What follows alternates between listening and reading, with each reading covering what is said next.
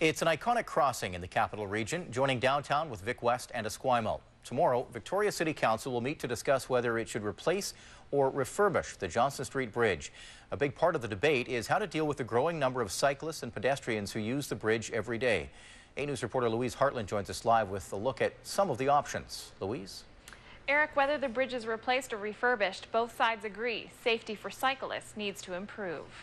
From dodging pedestrians to confusing crossings, the Johnson Street Bridge is a sticking point for cyclists going in and out of the city. So it really is, at this point, the weakest link in a very important system of active transportation that affects not just Greater Victoria, but other parts of Vancouver Island.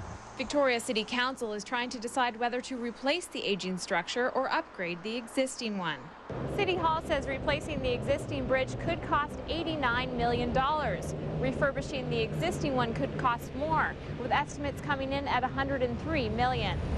Avid cyclist and City Councilor John Luton says if the existing bridge stays, cyclists will have to make do with what's already there.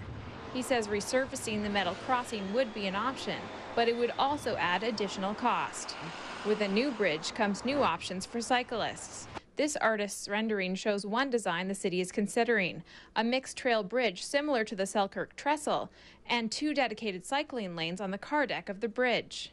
Changes are also in the plans for the west side approach. The routing onto the trail or onto the roadway would be a lot clearer, a lot more intuitive, a lot more visible, and a lot more comfortable. On the downtown side, there is also a proposed harborfront pathway, part of the city's greenways plans that would run from Rock Bay Marina all the way to Fisherman's Wharf. Trail would go right through the middle of that operating cylinder, so when the bridge was lifting, you could be in the middle of the actual mechanism that's lifting the bridge. For now, the discussion of whether or not a new bridge serves all the needs of the city will continue tomorrow. In August, City Council will decide whether to replace or refurbish the existing bridge. The vote will be followed by a referendum. Eric, if the city decides to replace the Blue Bridge, they will twin the existing one just north of where it sits now. The construction is expected to last 4 years. If the existing bridge is redone, the plan is to shut it down to all traffic for about a year.